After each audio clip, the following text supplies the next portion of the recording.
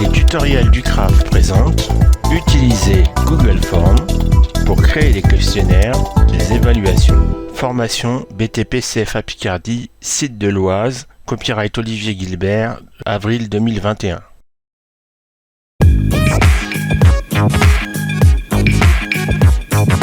Deux petites choses avant de commencer cette formation. 1. Si vous souhaitez créer un questionnaire, une enquête ou une évaluation, Google Forms est un outil simple et gratuit à prendre en main. Mais pour y accéder, il vous faut une adresse Gmail. 2. Pour accéder à Google Forms, il faudra passer par Google Drive. Google Drive est un service de stockage, de partage gratuit. La capacité du service est de 15 Go. Il y a de quoi faire. Drive vous propose un traitement de texte, un tableur, un PowerPoint et un Google Site que vous pourrez découvrir dans une prochaine formation. Voilà les deux premières choses qu'il fallait savoir. Et maintenant, nous pouvons débuter cette formation.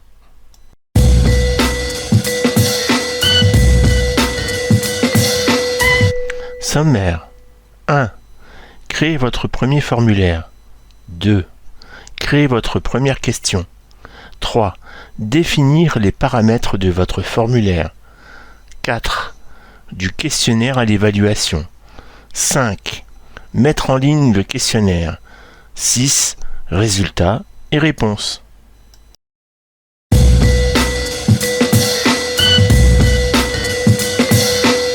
Créez votre premier formulaire. Création et présentation de l'organisation du formulaire.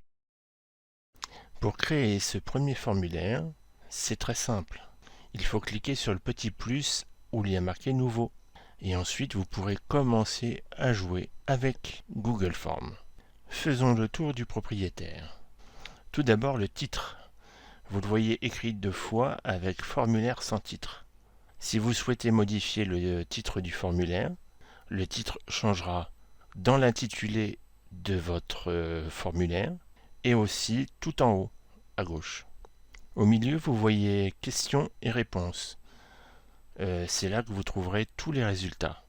Si vous cliquez sur réponse, par exemple, vous verrez les graphiques de résultats apparaître. Ensuite, en haut à droite, vous pouvez trouver tous les paramètres. Avec ces paramètres, vous pouvez par exemple modifier l'apparence de votre formulaire, le tester ou même le mettre en ligne. Et enfin donc, notre formulaire. C'est là que va débuter notre grande aventure. Pour créer notre première question, il va falloir connaître le fonctionnement de Google Forms. Intéressons-nous tout d'abord à la présentation de la question. Nous avons déjà vu que nous pouvions mettre un titre. L'item question sans titre vous permet de mettre soit une question, soit une consigne. Sur le côté, vous pourrez définir le type de question que vous souhaitez. Par défaut, le type de question proposée est choix multiple. Vous pourrez aussi gérer votre question, la rendre obligatoire, la supprimer ou la dupliquer. Enfin, on peut ajouter des éléments. Le petit plus encerclé, par exemple, permet d'ajouter une nouvelle question. On peut même ajouter une image en rapport avec une option. Et même, dans votre question, on peut ajouter une image. Intéressons-nous maintenant au type de question. Google Forms a mis en place des séparateurs pour définir les différents types de questions. Réponse courte et paragraphe demandent une réponse écrite de la part de l'apprenant. Et là, attention, Google Forms ne convient pas pour une rédaction ou pour une dictée. Forms évalue par rapport à une réponse donnée, dont il ne connaît pas la subtilité, par exemple les fautes d'orthographe. Ensuite, il y a les choix à partir de plusieurs items. Donc choix multiples, cases à cocher, liste déroulante. Vous pouvez demander à importer un fichier. Vous pouvez aussi choisir dans une grille, avec l'échelle linéaire, la grille à choix multiples ou les grilles de cases à cocher. Enfin, vous pouvez ajouter une date ou une heure. Cela est très intéressant si vous souhaitez que vos apprentis répondent à une date bien définie, à un examen ou à un questionnaire. Maintenant, intéressons-nous au type d'icône. Au début de ce chapitre, nous avions vu le petit plus encerclé qui signifiait ajouter une question. En dessous, vous pouvez importer une question d'un autre formulaire. Vous pouvez aussi ajouter un titre et une description. élément bienvenu si vous souhaitez créer une nouvelle section. Enfin, vous pouvez aussi ajouter une image ou une vidéo, que ça soit avec Google ou avec YouTube. Dernière petite astuce, tout en haut de votre question, vous verrez 6 petits points. En faisant un clic long sur le bouton gauche de cette icône, vous pourrez déplacer votre question. Très intéressant si vous pensez qu'elle n'est pas au bon endroit. Voilà, vous avez tous les éléments pour créer votre première question et une multitude d'autres. A tout de suite pour la troisième partie.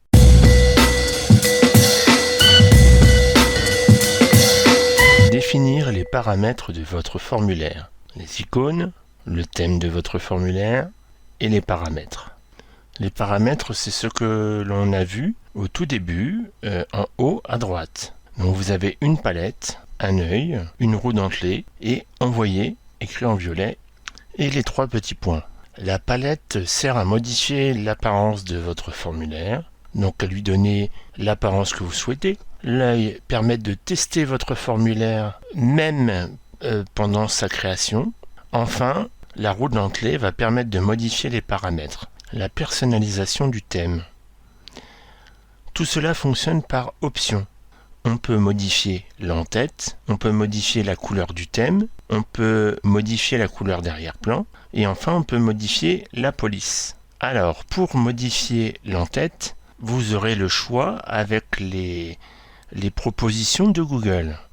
Si vous souhaitez créer ou importer d'Internet, sachez que le format est spécifique. En effet, la largeur est de 800 pixels, la hauteur de 200 pixels. Tout autre format que celui-ci vous donnera parfois une en-tête très étrange. Vous pourrez aussi choisir la couleur du thème. Lorsque vous aurez défini la couleur du thème, l'arrière-plan sera toujours le dégradé de celle-ci. Enfin, le choix des types de police est très simplifié puisqu'il n'y en a que 4, simples, décoratifs, formels ou espiègles. Dernier élément de cette partie, les paramètres. Alors, nous allons là ici travailler sur les paramètres général et présentation. La partie générale permet de collecter les adresses mail, d'imposer une connexion obligatoire en limitant une réponse, modifier les réponses après l'envoi et consulter pour les répondants les graphiques et les réponses. Pour la partie présentation, on peut afficher une barre de progression, on peut trier les questions en mode aléatoire et ça c'est intéressant, et permettre un autre envoi de la part de l'apprenant et permettre de créer un message de confirmation. En quelque sorte, les éléments intéressants ici à prendre en compte sont, dans la présentation, afficher la barre de progression et trier les questions en mode aléatoire. Ensuite, de créer un message de confirmation. Et dans la partie générale, vous pourrez choisir ce que bon vous semble. Voilà, ainsi se termine cette troisième partie.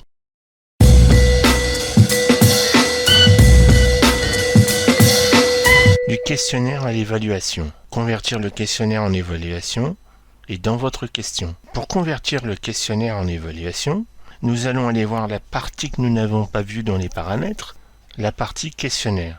Pour convertir votre formulaire en questionnaire, il va y avoir un petit curseur à bouger en forme de petit cercle bleu. Cela vous permettra ensuite de publier la note de l'apprenti ou définir ce que pourra avoir l'apprenant. Questions aux réponses incorrectes, bonnes réponses et nombre de points. Si vous souhaitez que votre questionnaire devienne une évaluation, faites de suite la modification.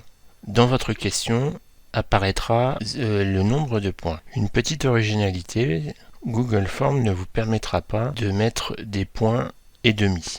Bien sûr, vous pourrez aussi ajouter la bonne réponse. Vous pourrez ensuite ajouter un corrigé sous forme de texte ou de vidéo YouTube. Voilà, cette quatrième partie du questionnaire à l'évaluation est enfin terminée. La cinquième partie va nous permettre de découvrir comment nous pouvons mettre en ligne un questionnaire.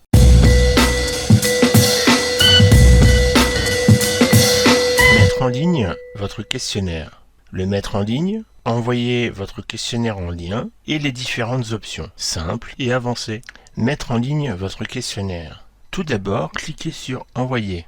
Vous pouvez envoyer votre formulaire par mail, alors c'est la petite enveloppe, par lien hypertexte, alors c'est le petit tiret entre les deux parenthèses, et ou l'intégrer dans un site. Une des possibilités que propose Google Forms est l'envoi de votre formulaire sur Facebook ou sur Twitter. Autre élément intéressant, vous pouvez inclure dans votre mail votre formulaire, mais vous pouvez aussi le mettre en lien.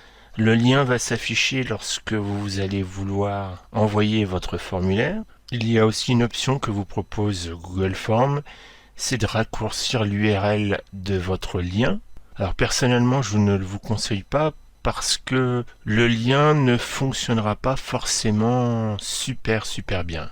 L'un des derniers éléments des paramètres, c'est quoi les 3 petits points qui vous offrent des options supplémentaires.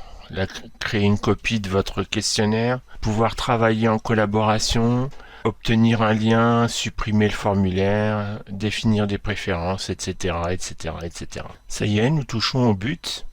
Dernier chapitre, les résultats et les réponses.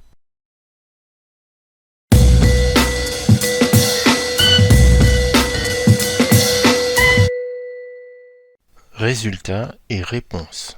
Voir les réponses, graphique d'analyse, quelques options, réutiliser votre questionnaire.